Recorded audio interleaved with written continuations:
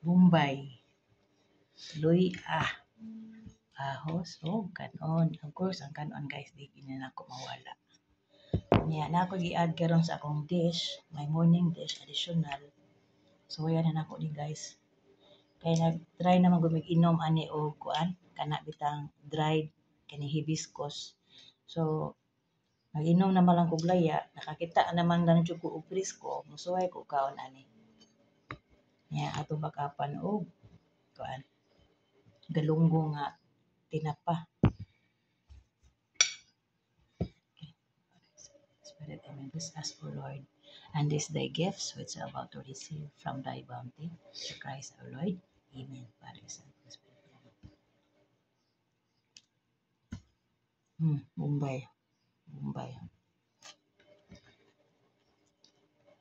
Kuan ko sa naalarm ko yesterday. Although, nagkakaon ako ato, pero ang akong sugar kay borderline 100 ka pen.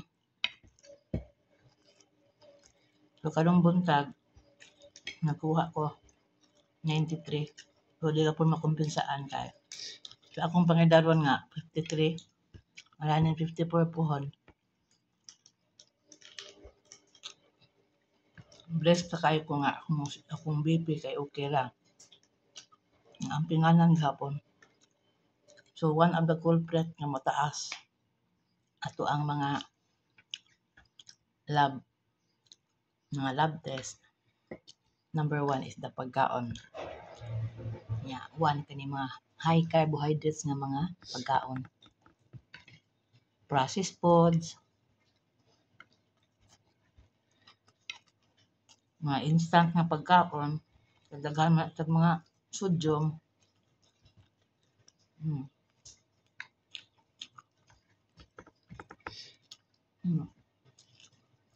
This is my first time na makaon ko ang tulangal buwak, guys.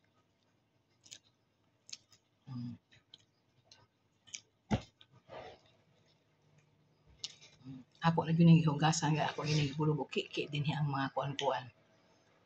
Hugasan yun ako siya. Ibalik ko nga to sa tag-iya kay nangayo ko niya. Okay tayo.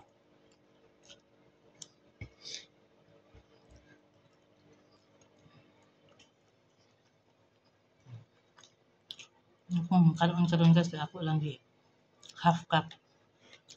After 2 hours makaon na po ko.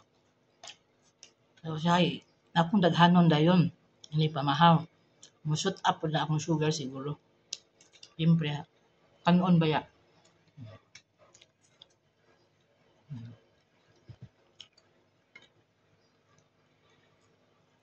Okay guys.